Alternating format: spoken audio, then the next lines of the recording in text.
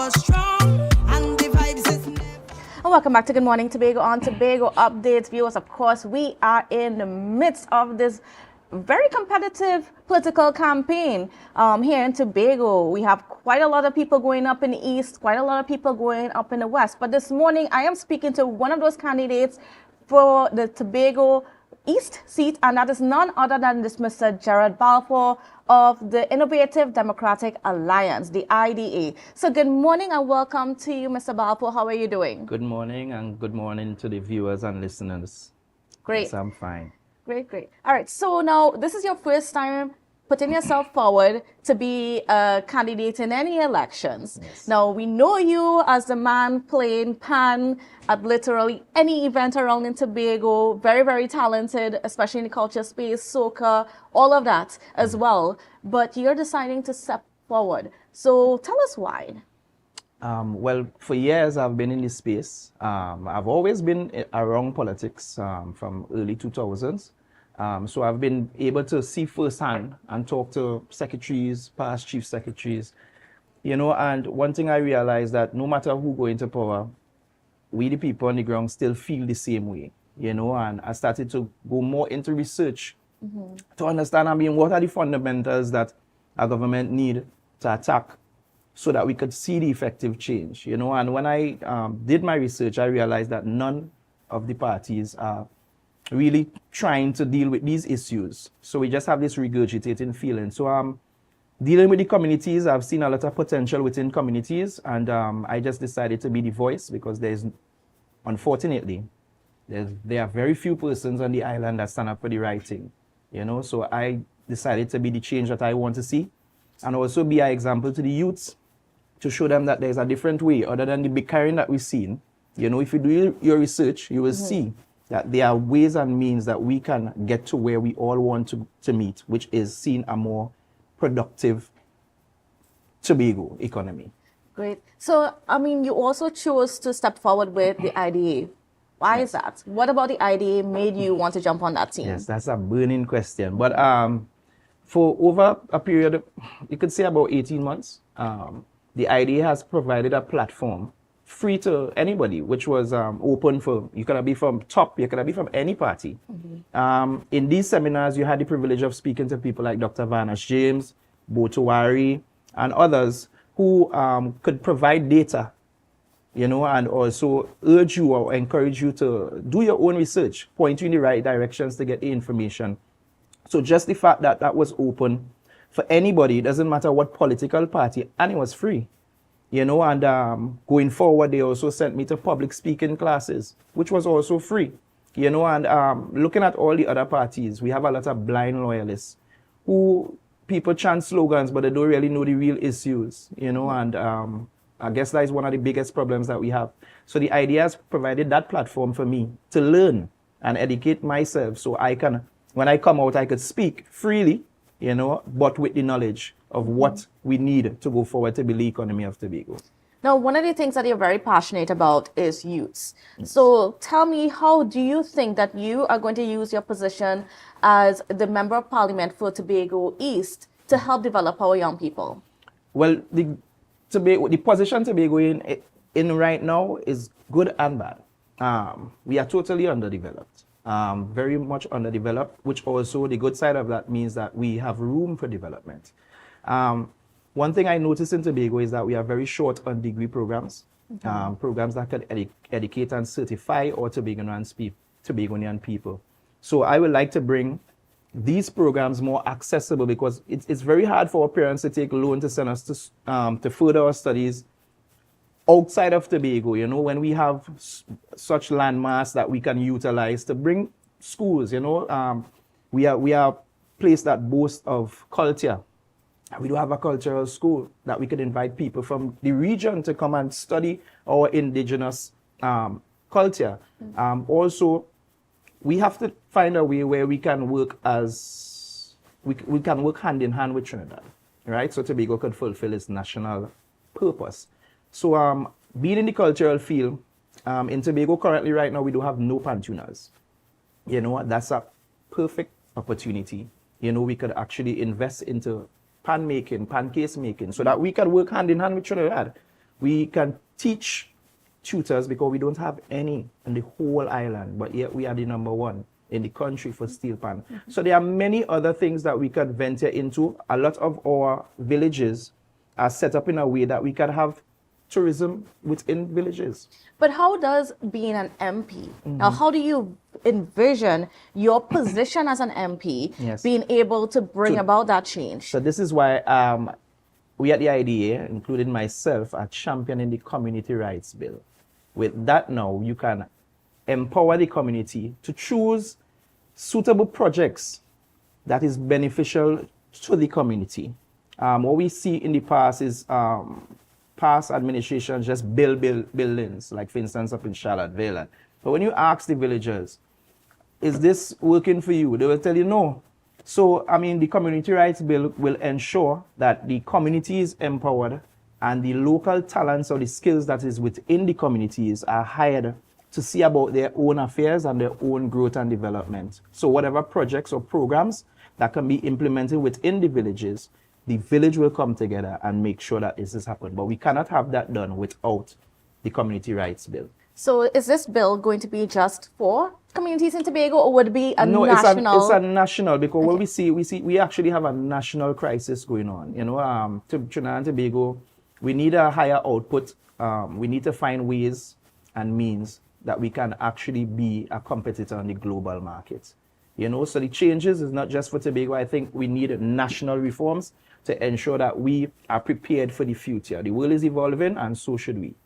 Now, and it's really nice to hear you speaking legislatively because, I mean, it is one of the responsibilities as an MP. Yes. What are the other legislative changes that you hope to bring about in Parliament, should it be there? There are many, the Foreign Investment Act, you know, where we can have we have many persons living on the outside, because we grew up in a place that keep telling us, you need to go out to make it.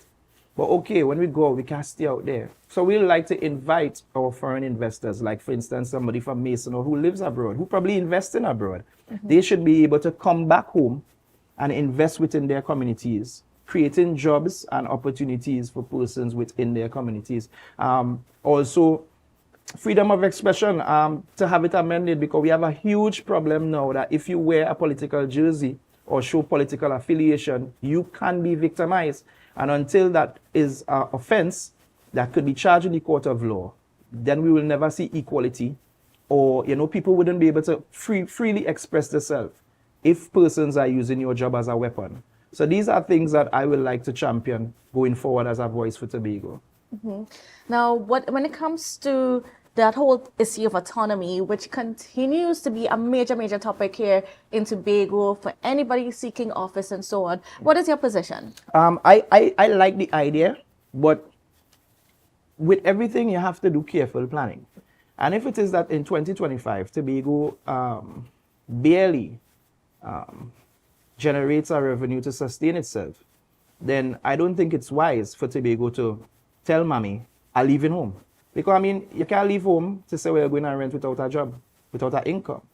So it is where the THA is involved. I think that the THA should spend time on setting up the economy in a way that it works for itself before you want to separate from mommy. So in the meanwhile, we work together hand in hand, fulfill our national purpose to Trinidad.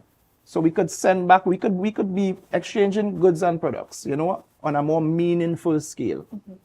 And when we are at a point where we can stand on ourselves and earn revenue based on what is already set up, then we can go forward into self-determination.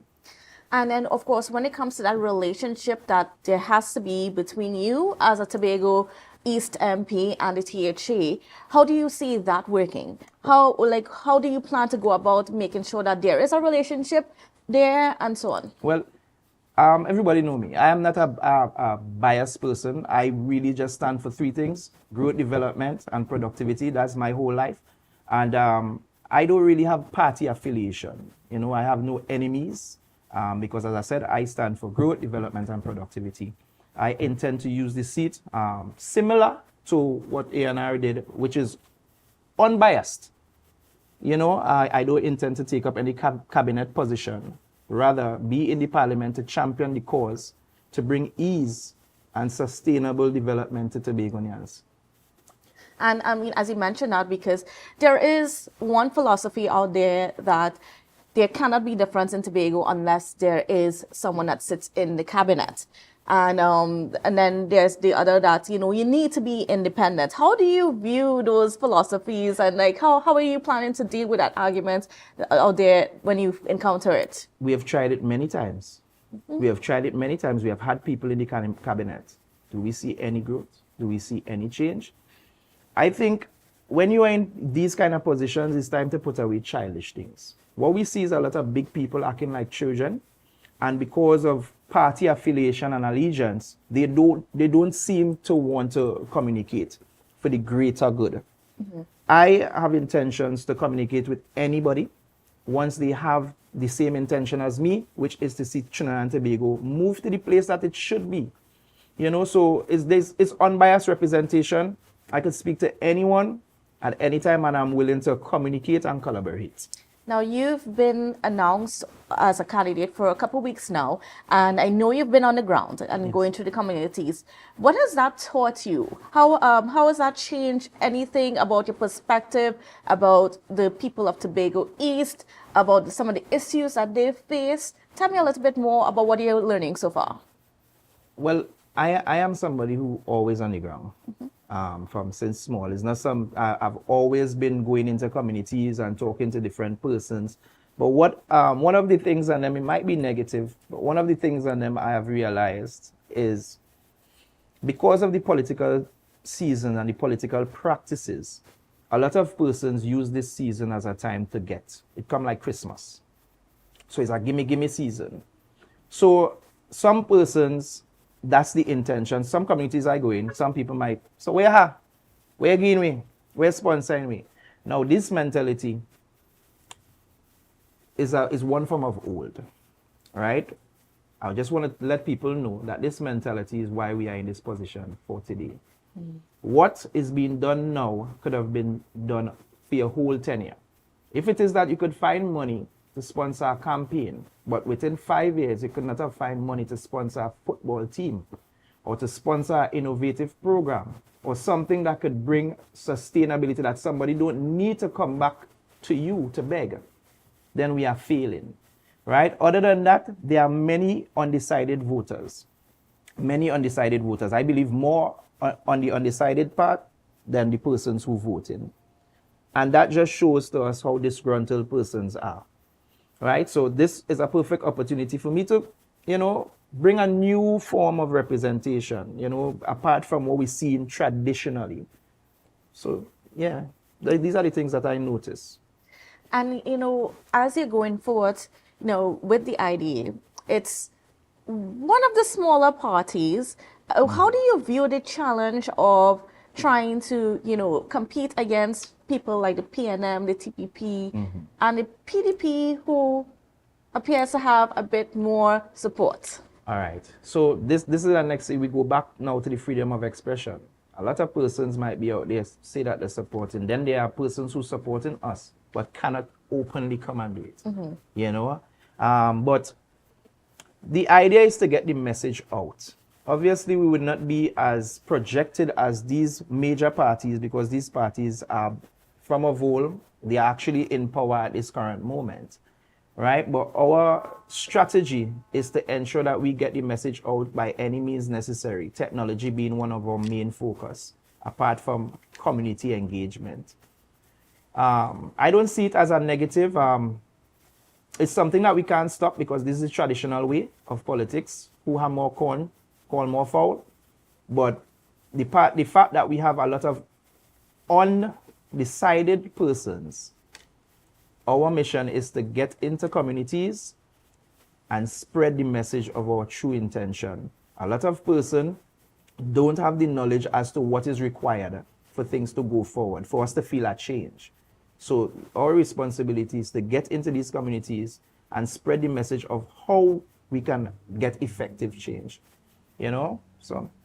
All right, great. I want to thank you so much, Mr. Balfour, for being on with us and for sharing just sum up your heart and some of your, goals and aspirations Yes. for being an MP. And of course, we wish you the best of luck in this campaign. And we hope to hear from you a bit more as the campaign unfolds No and we're problem. on the road to April 28th. Yes, no problem. Thank you very much for having me. Certainly. All right, viewers, well, we got to go for a break, but we're not done yet. We're going to hear from the IDA's candidate for the Tobago West seat, none other than Kate Trotman, when we come back, so you don't want to go anywhere. To a brand new dawn and nasty passion starter.